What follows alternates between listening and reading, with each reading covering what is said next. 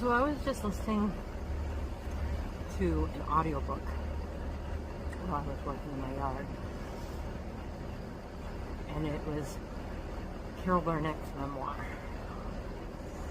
And she was talking about how odd things happen. Like you feel like you know somebody, or you know a place, or you know a person. And it reminded me of the movie Annie, which was actually my first introduction to Carol Burnett.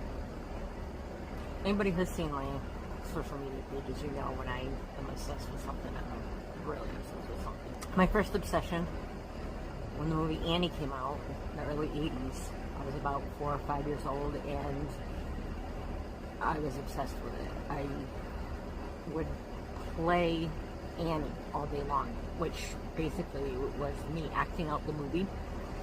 I would do it like 7 times in a row so that I could be like each of the main orphans. I'd be Duffy, and then I'd be Molly, and then I'd be Pepper. And anyways, my mom was already a Carol Burnett fan, and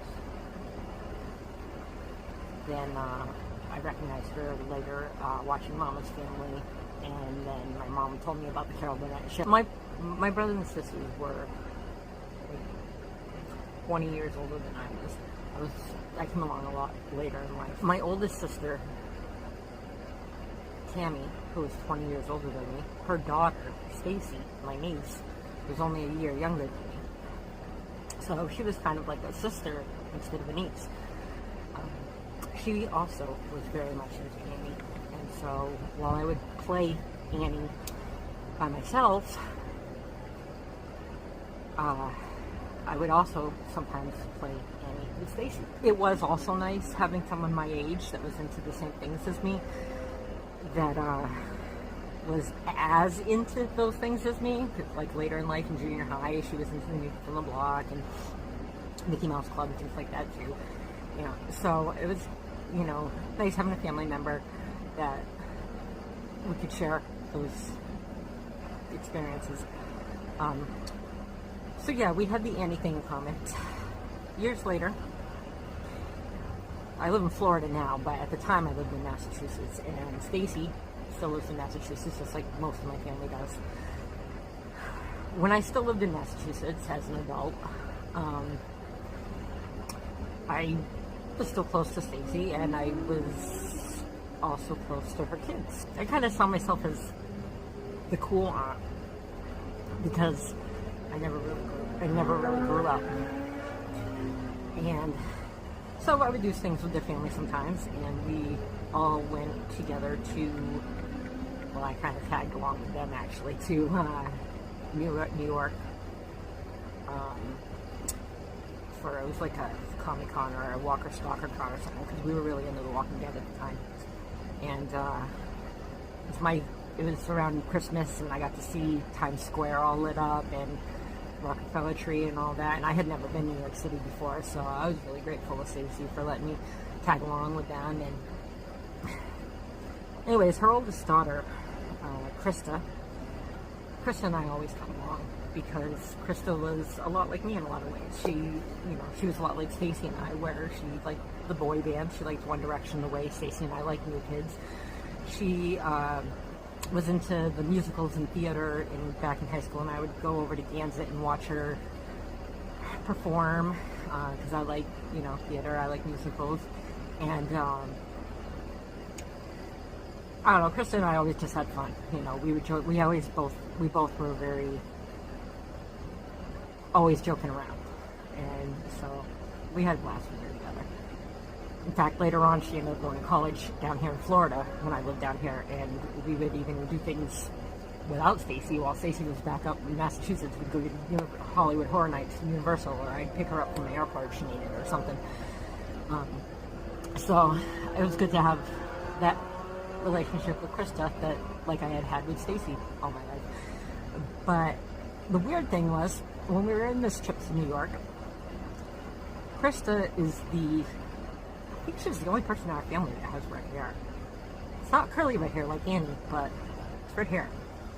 Anyways, at the time she was looking into colleges. And there was a college that she was interested in maybe going to, the New York, New Jersey area. She was looking at this one particular college, and I went along with them. And when we approached,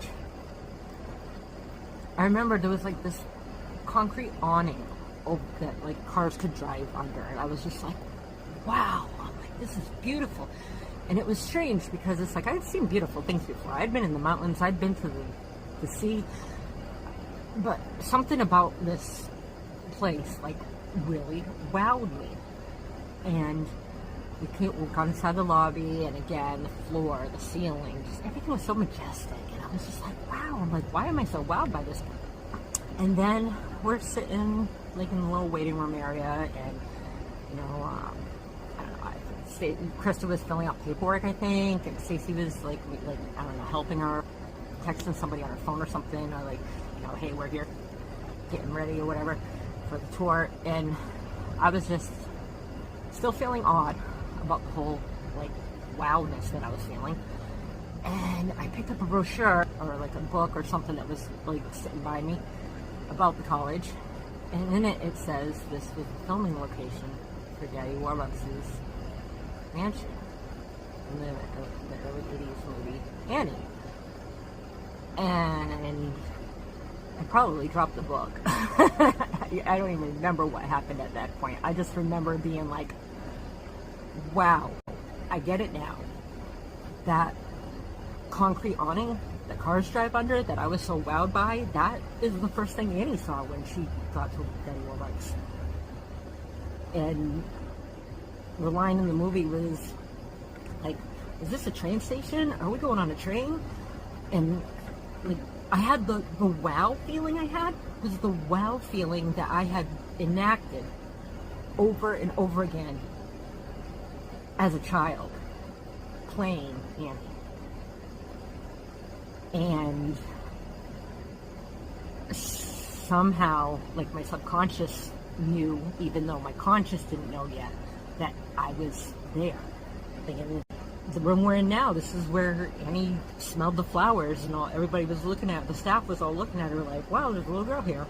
And I was just like, the whole movie was just playing through my mind, and I had to look around. And so she had her tour, and I got to do my looking around or whatever. And it was funny because Stacey contacted her mom, who my sister Cammie knew that Stacey and I had that obsession as a child, and she laughed and was like, "You're not gonna be able to get Carolee out of there. Where'd Carolee go? We got to put a bell on her. She's over there licking the building." I was like on a high of nostalgia.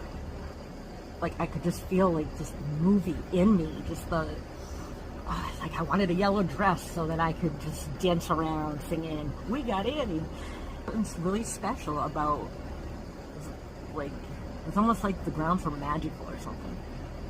And I know this sounds crazy to people that aren't like really into movies and music and stuff, but it was just really bizarre. Now, hearing Carol Burnett say similar things like that, like she said that when she was a little girl, she saw Jimmy Stewart on the TV, and she was like, "Mama, that's my friend," even though she never met them before. And it turns out Carol Burnett used to play movies when she was a child. Like, she would act out the movie. And I'm just like,